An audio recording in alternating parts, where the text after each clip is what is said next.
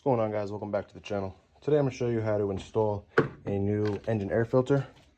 This is a 2017 Hyundai Elantra Sport. I have an STP, part number is right there, PSA 12057. It's actually pretty simple. You simply just unclip these clips, which are already done. There's one here, here, and then just two little tabs that they stick into. So you simply just lift it up like that.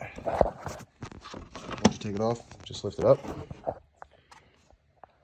Once you lift it up, you just take the old one out. It wasn't that dirty. If you have an air compressor, you can just blow out this residual stuff that's in there.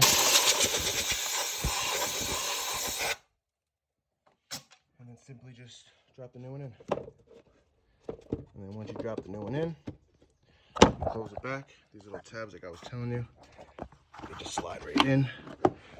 Once you pop them in, these you just lift up, put a little force down on the cap. You can do it with one hand. Push down on this, and then just pull up on that, and it just closes just like that. Simple as that. Fairly simple. Anyone can pretty much do it. Other than that, thanks for tuning in. Check back for more.